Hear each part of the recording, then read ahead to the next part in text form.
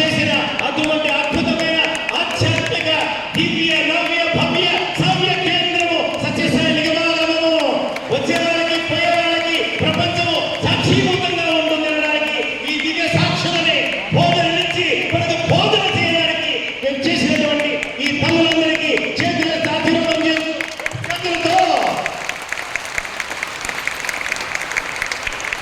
మా వరలక్ష్మి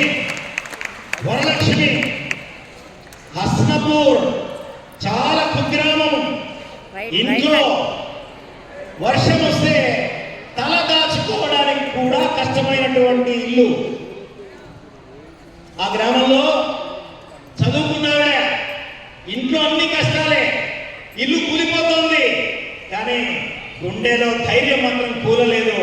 స్వామిజీ, I will come forward to teach the government school going children అని చెప్పేసి ఆవిడ ముందుకు వచ్చింది. పక్షపాతం వచ్చింది, 10 రోజులు హాస్పిటల్లో ఉంది. స్వామి, సారీ స్వామిజీ, నేను రాలేకపోతున్నాను, ఇలా వచ్చింది, నాకు ప్రాణం ఇవ్వండి అనింది. ఆర్థిక సహాయం చేశాము. ఇలాంటి తల్లులని, అలాంటి తల్లులు అనుకుంటే సాధ్యమవుతుందని చెప్పడానికి I would like to introduce Varalakshmi from Hasnapur.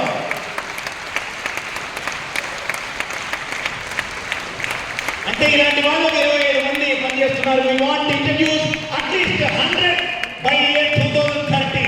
100 into 30 మంది అంటే సుమారు 3,000 మంది పిల్లలకి మనం చదువు చెప్పాలి ఉచితంగా అని చెప్పి.